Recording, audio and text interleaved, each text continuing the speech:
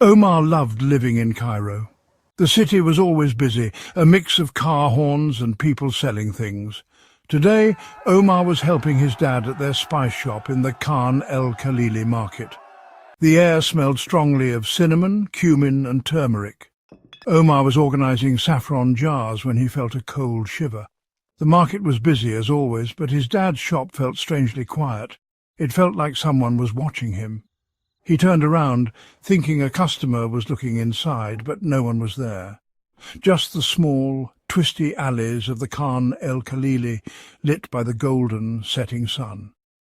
Omar ignored the weird feeling and went back to work, but as he picked up a jar of cloves, he heard a faint whisper, barely louder than the market noise. It seemed to come from the walls themselves. Omar froze, his heart beating fast. He listened carefully. The whisper came again, a quiet mumble that mixed with the market sounds. Fear tickled the back of his neck. "Dad?" Omar called, his voice shaky. His dad, busy grinding cardamom in the back, didn't hear. Omar paused, then slowly walked towards where the whisper seemed loudest. He put his ear against the cold, rough stone wall. The whisper got louder, a low hum that made Omar shiver. He couldn't hear any words, but the voice sounded old, filled with a deep, scary sadness. Omar stepped back from the wall, feeling icy. Omar hurried back to his dad, his mind racing. He wanted to tell him about the whispers, but what would he say? That the shop walls were talking? He didn't want his dad to think he was crazy.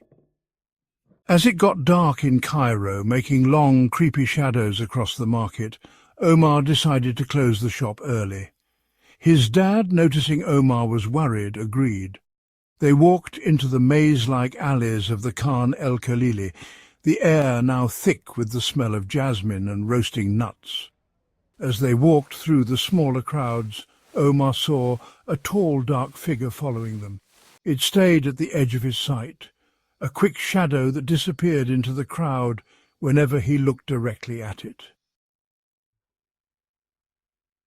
Fear twisted in Omar's stomach. The whispers, the creepy feeling, it was all too much. He grabbed his dad's hand, his breath stuck in his throat. "Dad, look," he whispered, pointing at the shadowy figure, now partly hidden by smoke from a kebab stand. His dad stopped and turned, looking into the darkness. "What is it, Omar? What's wrong?" Omar held his breath, his eyes wide with fear. But before he could speak, a young woman came out from the crowd, her face friendly and known. It was their neighbour, Nadia, who lived above their shop.